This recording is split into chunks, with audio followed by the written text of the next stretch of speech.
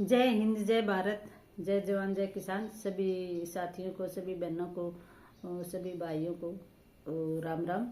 तो आज मैं एक कहानी आपको बोल करके ही सुनाऊंगी। वैसे तो मैं हमेशा लिखती हूँ, ऐसे कोई भी टॉपिक के ऊपर होता है तो आज मैं आपको सुनाती हूँ वैसे ही।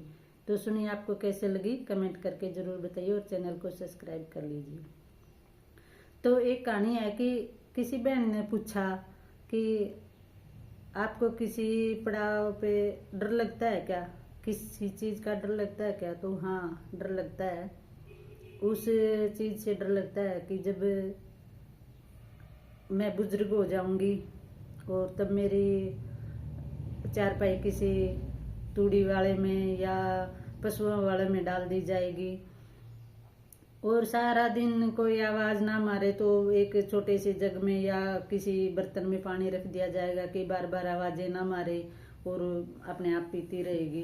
कौन सा बार बार तंग करेगी हमको। तो उस चीज से डर लगता है,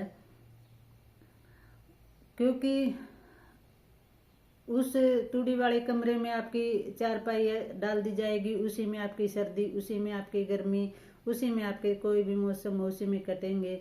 ना आपको एसी होगा, ना पंखा होगा, ना कूलर होगा। बस वो तूड़ी वाला हो या भैंसों वाला हो, गाय भैंस का कमरा हो, उसके साइड में एक चारपाई आपकी डाल दी जाएगी। वहीं पे आपके एक साइड में सर्दियों वाले कपड़े भी टंगे रहेंगे एक रस्सी पे। उनको कोई धो करके उठा करके नहीं रखेगा कि चलो अभी सर्दी गई तो इन कपड़ों को उठा करके हम कहीं बॉक्स में, अलमारी में, बेड में रख देते हैं। नहीं, वो वहीं पे पड़े रहेंगे। जब गर्मी जाएगी तो गर्मियों के कपड़े भी फिर वैसे ही पड़े रहेंगे, वो एक रस्सी पे या किसी खुट्टी पे टंगे हुए पड़े रहेंगे।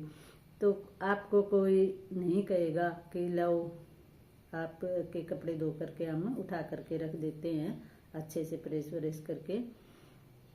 आपकी टूटी सी चप्पलें आपके पास रख देंगे कि कौन सा इसने चलना है, कौन सा इसने बाहर जाना है, टॉयलेट बाथरूम जाना होगा तो ये पहन लेगी। कौन सा उठ करके दिखाना है, किसी को देखना थोड़ी है। एक साइड में तो रहती है।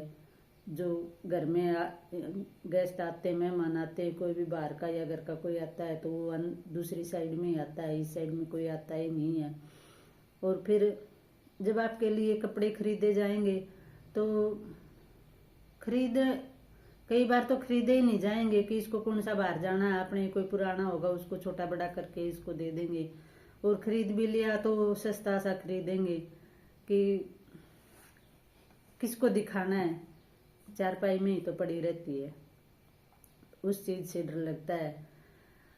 मैं कहना चाहूंगी कि मुझे भी जरूरत है उस चीज की कि भी मैं भी अपना खुशी गम दुख सुख जो भी होता है तो मैं भी परिवार के साथ बांटूं और अपनी कहूँ, परिवार की भी सुनूं, बच्चों से बात करूं, सबसे बात करके मैं भी खुश रहूं।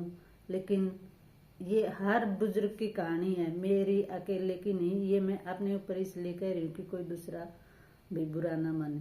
तो ये घरों में, गांव में, शहर में, कहीं भी लगा लो, हर एक बुजुर्ग की कहानी है ये। किसी किसी घर में बहुत अच्छे से आदर मान करके सब कुछ दिया उनका करते हैं बुजुर्गों का। किसी किसी घर में बहुत स्थिति खराब रहती है तो वो सोचते हैं कि हम भी इस घर का हिस्सा हैं। बुजुर्ग सोचते हैं कि हम भी इस घर का हिस्सा हैं, हमने भी इस घर के लिए बहुत कुछ किया है।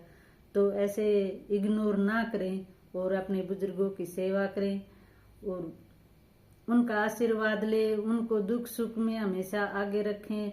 खुशी होती है तो सबसे पहले उनको खुशी सुनाएं, उनसे आशीर्वाद लें, उनसे सलाह लें। अगर वो नहीं रहेंगे ना तो हमको कैलेंडर देखने पड़ेंगे। बुजुर्गों को मुजबानी याद रहता है कौन सी चीज कब करनी है, किस तिथि को करनी है, किस बार को करनी है। तो अपने बुजुर्गों की सेवा करें और खुश रखें उनको भी। एक दिन हमने भी बुजुर्ग होना है, आगे कोई भी जिसने जन्म लिया है उसने उस स्थिति में आना ही है। तो इस चीज से डर लगता है कि भगवान ना करे कि हम उस स्थिति में जाएं कि हमारी कभी तूड़ी वाले में खाट डले और कोई हमको अनदेखा करे। तो उस चीज से डर लगता है। तो आप लोग बताइए आगे और किस टॉपिक पे कहानी बनानी चाहिए, कैसे सुनानी चाहिए, तो मैं आगे ध्यान रखूंगी आपका।